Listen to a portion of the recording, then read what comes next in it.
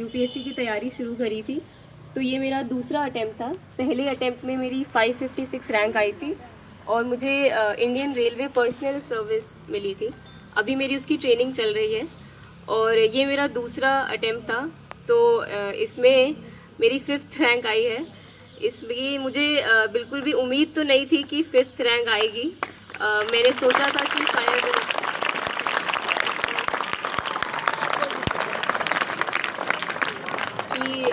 100+ की मैंने सोचा था, बट ये तो काफ़ी अनएक्सपेक्टेड था मेरे लिए भी। अब मैं अगर कुछ बताने का चाहूँ तो सबसे पहले मैं यही कहूँगी, कल भी मैंने यही कहा था कि हार्ड वर्क, मेहनत जो होती है वो किसी भी फील्ड में बहुत ज़्यादा ज़रूरी होती है। और काफ़ी बहुत कॉमन सा लगता है साउंड करने में कि hard work is the key, but सच यही है कि मेहनत ही है। मुझे लगता है कि अगर आप बहुत अच्छे से मेहनत करें तो आप 85 to 90% जो भी आप किसी भी कुछ भी अचीव करना चाहते हैं वो ज़रूर कर सकते हैं। थोड़ा बहुत हो सकता है कि हाँ भाई कुछ ऑब्स्टिकल आ गए, कुछ अनफॉर्चुनेट हो गया, कुछ लक ख़राब रह गया, तो उसकी वजह से 5-10% कुछ अफेक्ट पड़ सकता है, लेकिन बाकी मेहनत ही होती है। फिर मैं ये भी कहूँगी कि मेहनत भी काफ़ी आपको ऑनेस्टी और ईमानदारी के साथ मेहनत करनी है। जैसे अक्सर हमारे टाइम पे भी ऐसा होता था कि स्कूल कॉलेज के एग्ज़ाम्स हैं या स्कूल के एग्ज़ाम्स हैं, तो हर कोई सोचता था कि भाई गाइड्स ले लो, बुक कौन पढ़ेगा, मेन बुक कौन पढ़ेगा, गाइड ले लो, या फिर पिछले साल जो पेपर आए हैं 4-5 साल, बस उनके आंसर्स देख लो, उसी में से कुछ आएगा तो हो जाएगा। तो ये जो शॉर्टकट्स होते हैं ये नहीं करने चाहिए हमें। जो है किताब है, कुछ है, उनको अच्छे से पढ़िए, चाहे फिर वो स्कूल की लेवल पे हो। स्कूल की लेवल पे भी मुझे याद है, आप लोगों की भी होती होगी कि सीबीएसई में एक नॉवेल की बुक होती है इंग्लिश में, तो वो बुक कोई नहीं पढ़ता था कि भाई पीछे कुछ क्वेश्चंस आंसर दिए हैं वो पढ़ लो, या फिर कोई उसी की छोटा गाइड है वो पढ़ लो। तो मैं ये ज़रूर कहूँगी कि ये सब मत करना, अच्छे से जो भी आपकी बुक्स हैं उन्हें ध्यान से पढ़िए, क्योंकि अगर आपकी ये जो स्कूल की फाउंडेशन है ये स्ट्रॉन्ग होगी तो फिर आप आगे चाहे नीट का एग्ज़ाम हो या फिर आईआईटी का एग्ज़ाम हो या फिर कोई भी और एग्ज़ाम हो, यहाँ की अगर फाउंडेशन स्ट्रॉन्ग रहेगी तो वो आपको ज़रूर आगे जाके हेल्प करेगी। और वो फाउंडेशन स्ट्रॉन्ग तभी होगी जब आप बिना किसी शॉर्टकट के, बिना किसी कि भाई थोड़ा किसी और का कॉपी कर लेते हैं असाइनमेंट, या फिर कुछ ऐसा इंटरनेट से आंसर देख लेते हैं, वो सब किए बिना अगर आप ऑनेस्टली काम करेंगे तो उसी से वो फाउंडेशन स्ट्रॉन्ग होगी। फिर मैं ये भी कहूँगी कि एक टाइम टेबल जो होता है वो बहुत इम्पॉर्टेंट रहता है यूपीएससी में, तो खासकर यूपीएससी की तैयारी में आपको टाइम टेबल एक अभी से, चाहे 9-10 से मैं कहूँगी एक आदत बना लेनी चाहिए कि टाइम टेबल के हिसाब से मैं चलूँ। फिर चाहे वो मूवी देखना हो, फ़ोन चलाना हो, कुछ भी करना हो, खेलना भी हो, वो भी टाइम टेबल के हिसाब से होना चाहिए कि अच्छा मैं 9 से 10 मुझे फ़ोन चलाना है, तो आप चला लीजिए फ़ोन, बट फिर वो उसी 9 से 10 के बीच ही होना चाहिए, उसके बाद नहीं होना चाहिए। और एक और चीज़ मैं जो शायद यूपीएससी की तैयारी के लिए ज़्यादा, यूपीएससी या किसी कॉम्पिटिटिव एग्ज़ाम की तैयारी के लिए ज़्यादा रेलेवेंट है, और बोर्ड के एग्ज़ाम्स के लिए भी या फिर किसी भी एग्ज़ाम के लिए, वो है कि एक प्लानिंग या स्ट्रैटेजी जो होती है। क्योंकि आप में से शायद काफ़ी लोग, जैसे सर ने बोला कि एनटीएससी की तैयारी कर रहे हैं या फिर आप आईआईटी की तैयारी करेंगे, तो इन सब एग्ज़ाम्स की तैयारी में ही 1.5-2 साल लग जाते हैं।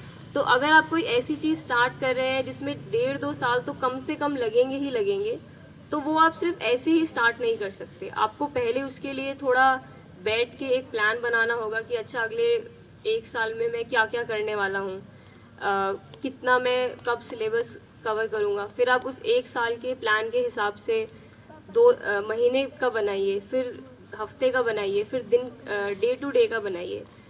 तो जो ये स्ट्रैटेजी और प्लानिंग होती है, ये भी मैं कहूँगी कि स्पेशली जब आप किसी कॉम्पिटिटिव एग्ज़ाम के लिए तैयारी स्टार्ट करते हैं या फिर बोर्ड एग्ज़ाम के लिए भी करते हैं कि भाई मार्च में मेरे पेपर है और अभी से मैं अप्रैल से स्टार्ट कर रहा हूँ, तो कैसे कैसे सिलेबस पूरा करूँगा, कितने टाइम में एक एक सब्जेक्ट पे ध्यान देना है, तो ये सारी चीज़ें मैं ज़रूर कहूँगी कि hard work, honest hard work भी नहीं, सिर्फ बहुत ऑनेस्ट हार्ड वर्क होना चाहिए। एक डिसिप्लिन और टाइम टेबल अपने लाइफ में, चाहे वो पढ़ाई हो या फिर कोई और भी चीज़ हो, उसमें भी होना चाहिए। और स्ट्रैटेजी और प्लानिंग थोड़ा, कि प्लानिंग किसी कि कहीं जाना भी है, मैं कहूँगी कि सिर्फ एग्ज़ाम के लिए क्यों, कहीं किसी जगह जाना है तो उसमें भी प्लान करके चलिए कि पहले से ही कि अच्छा इतने बजे तक वहाँ है, फिर वो है। तो ये सारी आदतें अगर आप अभी से क्योंकि आप लोग स्कूल में हैं और आई थिंक काफ़ी छोटी क्लासेस से भी यहाँ बैठे हुए हैं, तो ये सारी चीज़ें अगर आप अभी से डेवलप करना शुरू कर देंगे तो आई एम श्योर कि आपको आगे चल के कहीं ना कहीं वो ज़रूर हेल्प करेगा, आप किसी भी फील्ड में जाएं तो। और जैसा मैंने स्टार्टिंग में कहा, अगर हार्ड वर्क करते रहेंगे तो मैक्सिमम आपको 85 to 90% सब मिलेगा। थोड़ा बहुत कुछ इधर उधर हो सकता है, वो सबके साथ, और वो सबके साथ होता है, ऐसा नहीं। काफ़ी बार हमें लगता है कि हमारे साथ हो गया, एक नंबर से हमारा रह गया, बट रहने वो बहुत लोगों के साथ रहता है, तो उसमें कुछ बुरा मानने वाली चीज़ नहीं है। आप ऑनेस्टली हार्ड वर्क करते रहिए और आपको रिजल्ट्स ज़रूर मिलेंगे।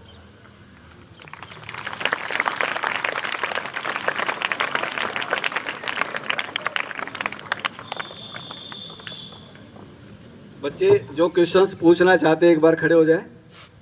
हाँ, खड़े हो जाओ। जो यस, आ जाओ, आप यहाँ आ जाओ, शाबाश, आ जाओ।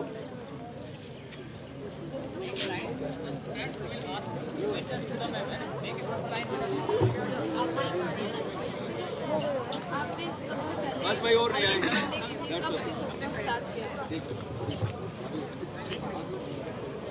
आपने आईएएस बनना के लिए कब से सोचना स्टार्ट किया? किसी भी आईएएस एक्सपीरियंस की डेली रूटीन क्या होनी चाहिए? Ma'am, at what age you started preparing for IAS exam?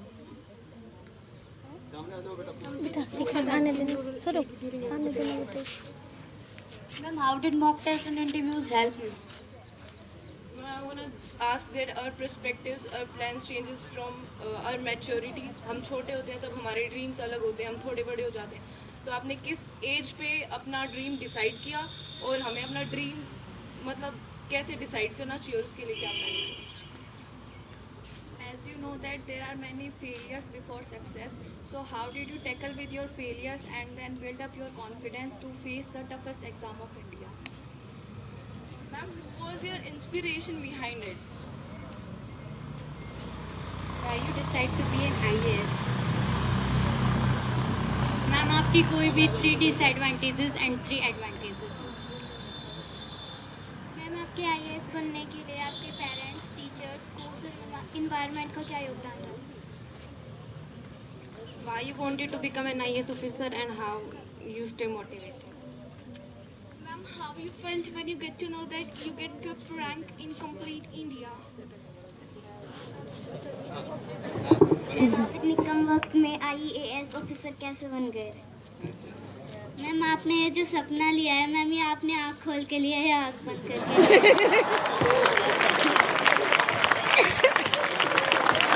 इन बच्चों के लिए तालियां बजा दो।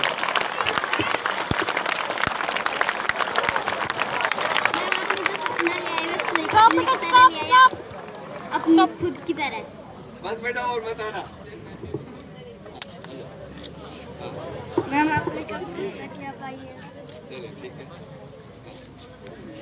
कम से कम सीटिंग पावर कितने घंटे की होनी चाहिए? Very good. आप आईएएस ऑफिसर कैसे बने?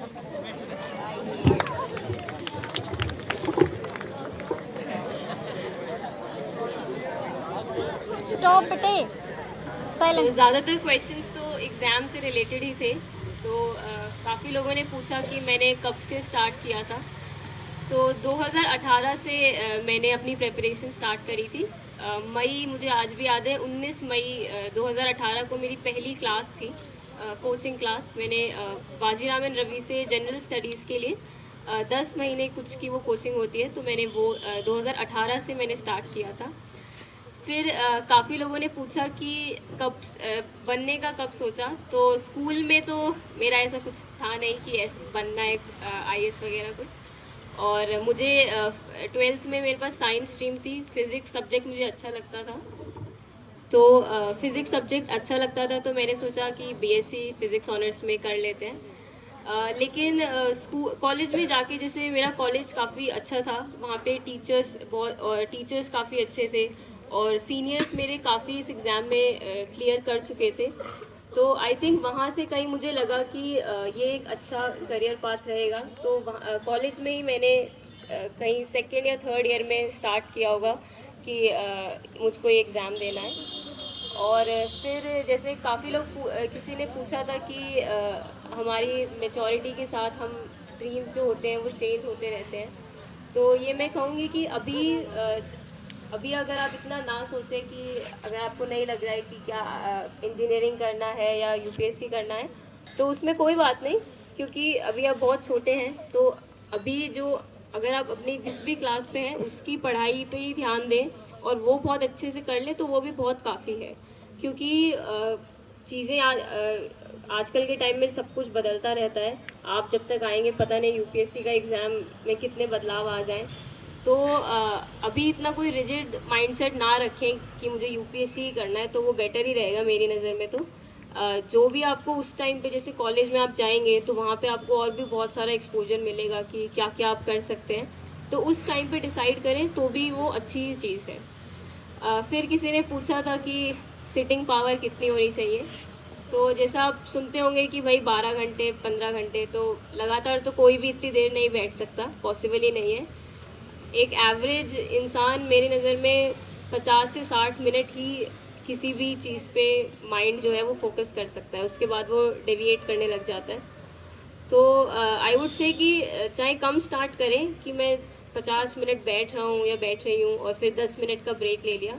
तो ऐसे ऐसे कि भाई थोड़ी देर आप बैठें, फिर बहुत छोटा सा ब्रेक ले लें ताकि माइंड थोड़ा फ्रेश हो जाए, और फिर जब आप दोबारा पढ़ने का स्टार्ट करें तो आप अच्छे से क्योंकि सिर्फ बैठना ही काफ़ी नहीं है, माइंड का एकदम फोकस, जो आप मटेरियल पढ़ रहे हैं, जो भी बुक पढ़ रहे हैं या फिर टेस्ट पढ़ रहे हैं, उस पर ध्यान देंगे तो ही वो बैठना काम आएगा। तो बाकी सिटिंग पावर तो आप चाहे कम से स्टार्ट कर लीजिए कि आज मैंने सिर्फ 3 घंटे या 2 घंटे ही पढ़ा, लेकिन ज़रूरी है कि आप धीरे धीरे उसको इंक्रीज़ करते जाएं कि भाई इस हफ्ते ऑन एन एवरेज 3 घंटे ही पढ़ा है हर दिन, तो अगले हफ्ते वो 4 हो जाना चाहिए। तो ऐसे धीरे धीरे आप उसको बिल्ड कर सकते हैं। फिर कोई किसी ने मैगज़ीन्स वगैरह के बारे में भी पूछा था। तो अभी तो मैं कहूँगी कि मैगज़ीन आईएएस की तो इतनी आप लोगों के लिए इम्पोर्टेंट नहीं है। अखबार वगैरह आप पढ़ना चाहें तो वो एक अच्छी आदत होती है, जो शायद मुझ में भी नहीं थी। मैंने यूपीएससी का जब तैयारी शुरू करी तभी अखबार पढ़ना शुरू करा था। तो वो एक मेरी नज़र में एक अच्छी हैबिट होती है, क्योंकि वो आपको आसपास की जो भी चीज़ें हो रही हैं देश में या फिर पूरे वर्ल्ड ओवर में, तो उसके बारे में आपको अवेयरनेस मिलती है। तो वो आप पढ़ना अभी से चाहे स्टार्ट कर भी सकते हैं, बहुत सीरियसली नहीं, थोड़ा बहुत देख लिया कि अच्छा हाँ क्या हो रहा है न्यूज़पेपर में, सिर्फ हेडलाइंस पढ़ ली, वो भी काफ़ी है। बहुत ऐसा कि बैठ के मुझे डेली 2 घंटे देने हैं अखबार पढ़ने में, वो इतना कोई ज़रूरी नहीं होता है। बस थोड़ा बहुत कि हाँ अवेयरनेस रहनी चाहिए कि अच्छा क्या कहाँ हो रहा है, ऐसा कुछ है जो हो रहा है देश में, उतना जानना भी इस एज में स्कूल लेवल पे काफ़ी रहता है। फिर किसी ने और कोई क्वेश्चन मैं भूल गई हूँ।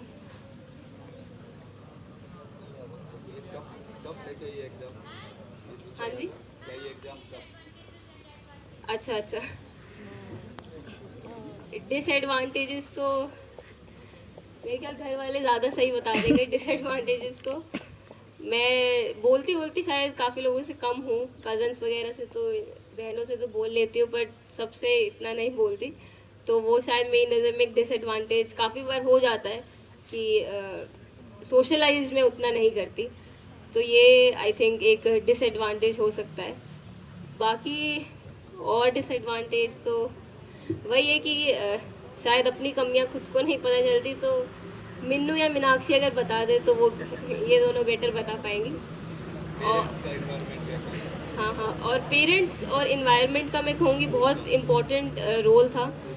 जैसे ये भी मेरी बहनें ज़्यादा अच्छे से बता पाएंगी कि मेरे घर पर अगर ये आती भी थी, तो अगर ये मेरे कमरे में भी ज़्यादा देर बैठती थी तो मेरे पापा इन्हें डांटने लग जाते थे कि भाई इसको पढ़ने दो, इसको डिस्टर्ब मत करो। और मीनाक्षी का तो खास कर काफ़ी बार मेरे पापा इसे डांट देते थे कि इसको पढ़ने दो।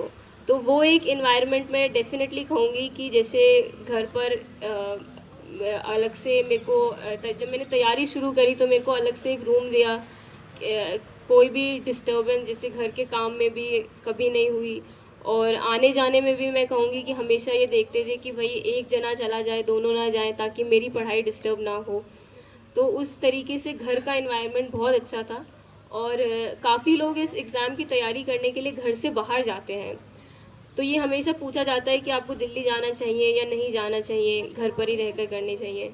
तो मुझे लगता है कि घर पर जो रहकर पढ़ाई होती है वो शायद बाहर रहकर उतनी अच्छी नहीं हो पाती है, क्योंकि घर पर आपको अच्छा खाना मिल रहा है, आपके सारी जो ज़रूरतें की चीज़ हैं वो सब कुछ आपको कोई और बहुत अच्छे से कर दे देता है। और बाहर जब आप जाते हैं तो एक काफ़ी वो रहता है कि दूसरा क्या कर रहा है, वो क्या पढ़ रहे हैं, ये क्या पढ़ रहे हैं, तो वो जानना अच्छा रहता है। बट अगर वो बहुत एक प्रेशर नेगेटिव तरीके से आ जाता है तो आप खुद को कहीं ना कहीं बुरा भी फील करने लग जाते हैं कि भाई अच्छा उन्होंने तो ये पढ़ लिया, मुझे भी ये पढ़ लेना चाहिए, तो अपना छोड़ के उनके पीछे चले जाते हैं। तो घर में मुझे लगता है उस हिसाब से इन्वायरमेंट ज़्यादा अच्छा रहता है। और जैसे घर वालों का एक वो रहता है कि अगर आप खुद ही नहीं पढ़ेंगे तो आपको घर वाले ही खुद बोल देंगे कि नहीं पढ़ो, या फिर आपको उनको देख कर ही मोटिवेशन मिलेगी कि नहीं यार मम्मी पापा इतना कर रहे हैं तो आपको पढ़ना चाहिए। तो उसमें मैं कहूँगी कि घर का बहुत अच्छा इन्वायरमेंट था। और कॉलेज का भी मेरा कॉलेज में एक्सपोजर मुझे काफ़ी अच्छा मिला, क्योंकि जैसे टीचर्स काफ़ी बताते रहते थे कि क्या क्या करियर पाथ आप चुन सकते हैं, और तो टीचर्स अच्छे थे, तो उसकी वजह से जो पढ़ाई का जो फाउंडेशन था वो भी बहुत अच्छा बना। तो उसमें मुझे काफ़ी हेल्प मिली कॉलेज से भी। अवॉइड मैं कहूँगी कि जैसा मैंने कहा कि टाइम टेबल के हिसाब से सब कुछ होना चाहिए। अगर आपको कोई फिल्म भी देखनी है, दोस्त के साथ मिलने भी जाना है, तो वो आपके टाइम टेबल के हिसाब से होना चाहिए। ये नहीं कि किसी ने भी कभी बोला कि अच्छा चलो भाई बाहर घूमने चलें तो आप चले गए, क्योंकि फिर वो एक आदत बन जाती है और आपका टाइम टेबल आपका नहीं रहता। तो इसमें अपना टाइम टेबल के हिसाब से, चाहे आपको फ़ोन भी, जैसे आई वुड सजेस्ट, हमारे टाइम तक तो इतना था नहीं फ़ोन वगैरह का कल्चर, तो इतना 12th क्लास तक जैसे हमारे पास फ़ोन ही नहीं था, लेकिन आजकल वो आ गया है। तो मैं उसमें भी कहूँगी कि बहुत ज़्यादा यूज़ ना ही करें तो बेटर है, क्योंकि फ़ोन तो बाद में भी यूज़ होता रहेगा, सोशल मीडिया फेसबुक वगैरह तो बाद में भी आप चला सकते हैं। 12th तक अगर आप एटलीस्ट 12th तक अगर आप उसको अपने आप को उतना एक्सपोज ना करें तो वो बेटर रहेगा। आप और कोई हॉबीज़ कल्टीवेट कर सकते हैं, जैसे मुझे नॉवेल्स पढ़ने का बहुत शौक़ था, तो आप ऐसी कोई और हॉबी कल्टीवेट कर सकते हैं जो आपकी ओवरऑल पर्सनालिटी को बेटर डेवलप करेगी, बजाय कि फ़ोन बहुत ज़्यादा चलाने से।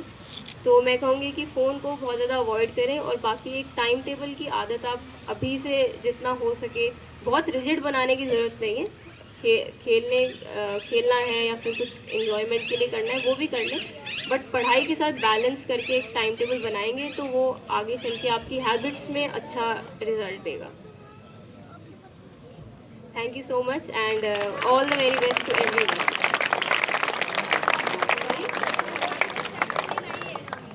IAS देखिए, मैंने कहा कि फ़िज़िक्स ऑनर्स मैंने करने का सोचा था, लेकिन कॉलेज में जाके मुझे उसमें इतना इंटरेस्ट नहीं आया, क्योंकि मुझे था कि भाई एकेडमिक से रिसर्च में मुझे नहीं जाना, और एडमिनिस्ट्रेशन में आपको बहुत डाइवर्सिटी ऑफ अपॉर्चुनिटीज़ जो इस जॉब में मिलती हैं वो मुझे लगता है कि शायद किसी और जॉब में नहीं मिल सकती है, क्योंकि आप हर पोस्टिंग 2 साल में जो आपकी होगी वो एक बहुत ही अलग प्रोफाइल की होगी।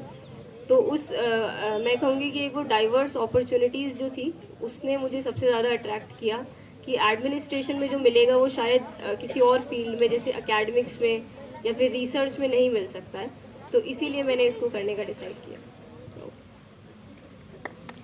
Thank you very much and all the very best to everyone. Thank you.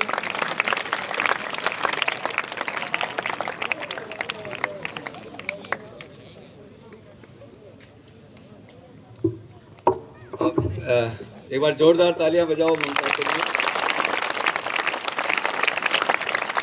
देखो, सबसे बड़ी बात ये है कि ये शायद जब से रिजल्ट आया है ठीक से सो नहीं पाई है, उसके बावजूद दिल्ली से चल के आई है। We are very grateful to you and your parents, your uncle, aunty, your sisters, बहुत ज़बरदस्त। मैं चेयरमैन साहब से और प्रिंसिपल साहब से रिक्वेस्ट करूँगा कि एक मोमेंटो देकर आप सब की तरफ से और ऑनर करें ममता का। क्लैपिंग करो बेटा, शाबाश।